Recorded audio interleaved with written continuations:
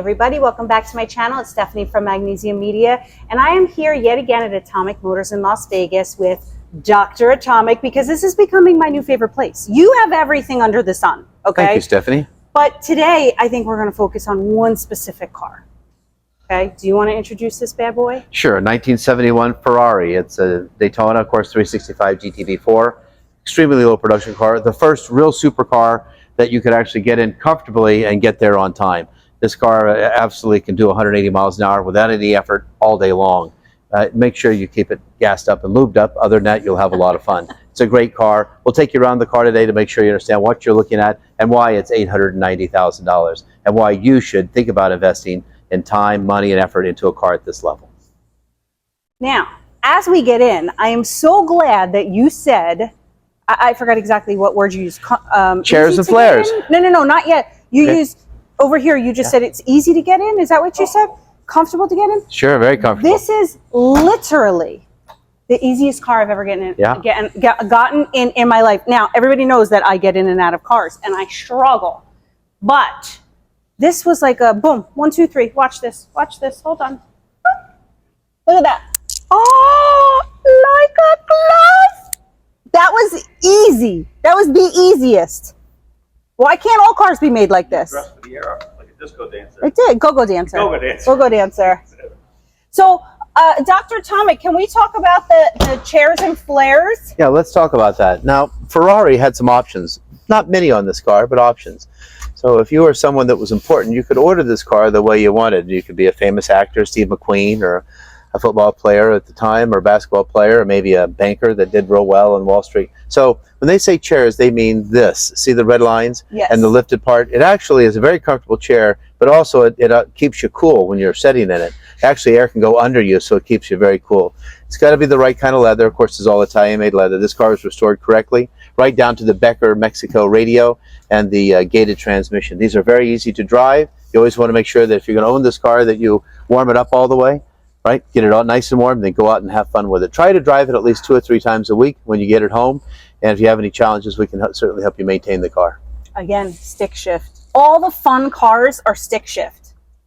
Yeah, then these were still a V8, so a Colombo style V8. I mean, sorry, V12 engine. I don't want to say V8. The Colombo style V12 engine.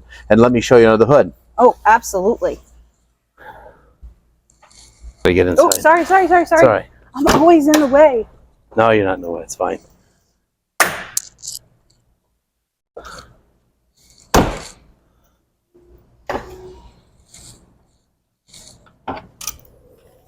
Woo! So it's a true V12 engine.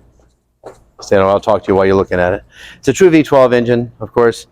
It's got 1, 2, 3, 4, 5, 6 dual throat Webers, and it just sings. When this car comes to life, it's just a magical thing. It's also still smog legal with the original smog pump on it. The car was restored to be shown and driven, so there's very few miles on a complete restoration, and it's always been maintained. It was a babied car from new. Most were not abused.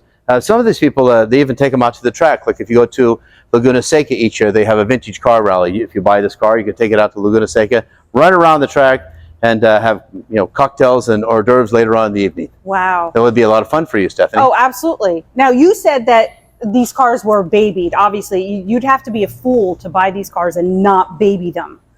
I mean, the maintenance schedule forces you to. Yeah. Wow. Yeah. This is a beauty. Everything is immaculate, absolutely perfect and pristine. Right down to the Barani wire wheels. Wow. Now, that's the one thing I miss, wire wheels from back in the day, right? Younger people now would complain about cleaning that. You know what I mean? But it's like, exactly, how many wire wheels did you clean? And it teaches you to be articulate and take care of the things that you love, right? Because you really have to get in there in the nitty gritty, every little square inch. Did you guys restore this? We did not. This was done by a Ferrari expert. It also comes with fitted luggage. Oh, okay. I would love it if my car came with luggage. This little door handle, did they do this because they were just trying to make the whole thing more flush? And stylized. It's a Ferrari. Not made for us with long nails. Right. Well, back then they didn't have long nails like that. But if you just use your knuckle, here, right? It opens quite easy. Here, try that All right, let me try. with me. Let me try. Just use your knuckle. Okay. Oh, okay. Yeah, there you go. Yep. Very, very easy. They had knuckles back in the old days, so we'll get this showed all the ways. They had knuckles and they had long fingernails in the 70s, so it'd be perfect. But what a unique, if you look at the features of the car, look at the shape of just the rear window, look how the body line fits all this chrome. Look how beautiful it's shaped. It's just a beautiful, sexy car. It is, and you know what? See, I'm weird when it comes to cars, Dr. Atomic, very weird. And it's like one tiny little thing could ruin it for me. Mm-hmm. And I'm normally not a lover of backs like this, but I think it's the whole package that does it for me. Because if I were to just see this like on I don't know, any other car, like the hatchback kind of a thing or hunchback, I'm not a fan. But this whole car is like just the whole package put together. It's beautiful. Beautiful cars. And remember, they were in competition with other types of cars, Shelbys, things like that. A Shelby Cobra would hit a wall at about 145 miles an hour. Ooh. So to get a car like this, a Shelby, to go faster, they actually had to streamline a car. We have one on a stand back here. It's $1 million+ car, and it's called the Daytona. Right. And the man who builds them, we have the top man in the world here. His name is Thomas Bernard, or Tom Bernard, and he's a former Shelby expert in the world on Cobras. And he'll tell you the reason they had to try to catch up with Ferrari is because Ferrari won. They won all the time because it was already built like an airplane. So they had to come forward. And after that, the Daytona, of course, they had the GT40s. We also have those here. They took Daytona from this. Right, and that's on that stand up there, that shiny silver thing. Yep. That's a Daytona. And that's a CSX number car, continuation car. Another beauty of And that one over there, that's a real Shelby. And the man working on it is Tom Bernard back there, and he's tops in the world. You'll have to meet him. That's awesome. Yes, I would love to. Yeah. Do you want to meet him? Yeah, absolutely. We have a great Shelby story. Yeah, we'll we share do. With you later on. Yep. So, but okay, so now the front end of this car, the new Ferrari 12-cylinder that just came out, looks so much like the new one. This one here. Yeah, aerodynamics are important in cars. Well, because when the car came out, everybody was questioning the looks of the new car. Was it 2 months ago that they showed it? And the first thing I said, it was just like the old one. That's what they did. The headlights look just like it. I don't know if you noticed it or not. I did, and it was a good throwback, but it's also good math. Yeah. Yeah. It works. It keeps the front end down on the ground. Yeah, absolutely. Right. So that's that. All right. Anything else you want to? What about this car? What makes this so special that, again, like I asked you in the other car, that would trigger a car enthusiast? Blue chip. Blue chip cars mean cars that are just straight investments. I'm going to give you a basic background. There are very high-end blue chip cars, 300 SL Roadsters and Gullwings from the late 50s to early 62, right? Okay. They stopped making them after that. They just cost too much. Although they started with a $10,000 price tag, the Mercedes, now they can be $2.5–3 million, especially alloy body cars. These cars, limited production. They were expensive when they're new. They're expensive today, but it's always going to hold its value in history. If you look back at history, it's always holding its value.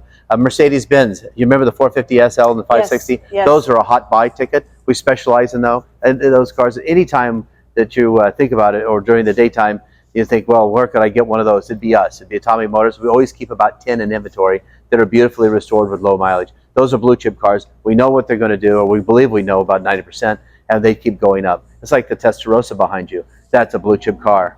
You know, a fun car, a hot rod is not. A hot rod is something selfish that you do for yourself, and it's just a fun, selfish thing, and you have fun with it and you enjoy it, but it's not going to be a long-term investment. Behind you, this Cadillac, who's been shown at Pebble Beach, that's a 1938 Cadillac Series 75, just a massive piece of machinery. That's a blue chip car. So it will always have value. You know, it's just like, you know, in my opinion, I always like to say that, it's like buying gold. You can always get value for what you bought.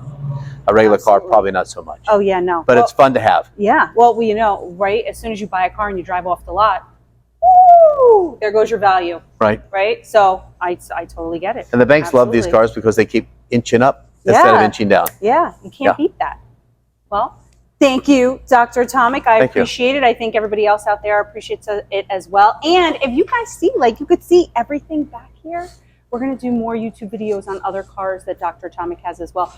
By the way, this isn't the only building. This is not. He's got 5 buildings filled with vehicles. Just, it's kind of overwhelming and makes you a little speechless, I'm not going to lie. So make sure you stay tuned. Make sure you like, share, and subscribe, and we'll see you next time. Thanks, Stephanie. Thank you.